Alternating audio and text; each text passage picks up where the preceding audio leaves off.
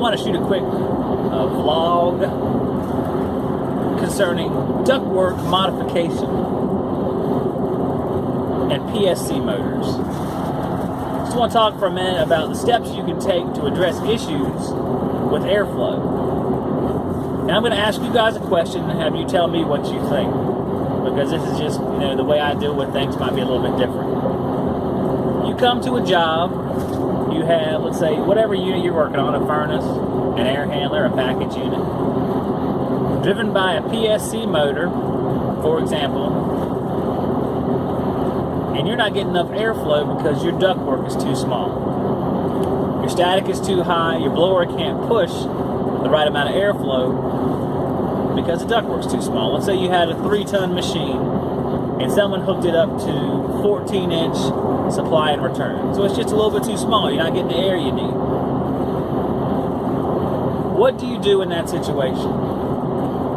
To me, there are two options. Actually, there's technically 3 options. We'll say the first option is you put in a different unit that's smaller, but that might not do the job cooling. That might not do the job heating. Second option is you replace the ductwork. You make it the correct size. You take out the old 14-inch duct, and maybe you add, this is round pipe, maybe you put an 18-inch round for the return to supply.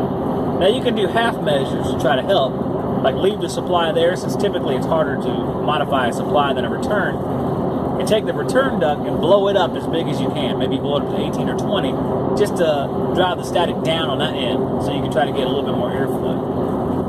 I've done that a few times.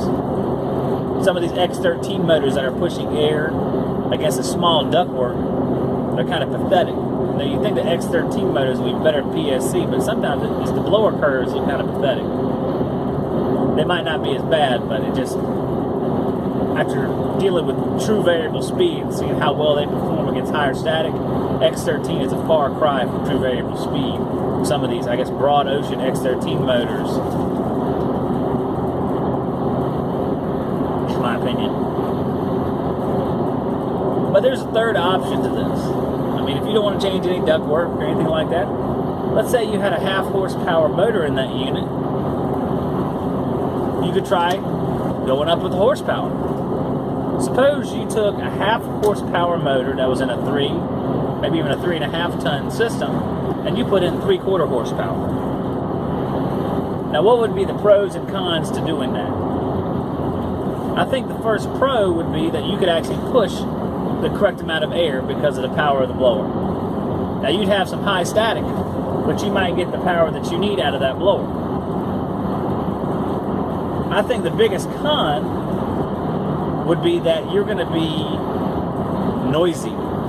With a 14-inch duct with a 3/4 horsepower blower, I think you're going to get into the range where you are creating a lot of noise. There might be some turbulence in the airflow. Turbulence is when you have too much velocity in the ductwork. It'll be very turbulent. You'll have pulsations. You'll have other issues like that. But that, of all the issues, or all the treatments you can have for this issue, that's the least costly, changing the blower motor. Changing the return duct can be, there's several hundred to $1,000 or more, depending on how complicated it is. Changing the blower motor, $300 to $500 for most people. 3/4 horsepower is a little bit bigger. Think about it. Tell me what you guys think about that situation. Your company walks up to that job. What typically do they do? Do you agree with it? Do you disagree? Tell me what you think, guys.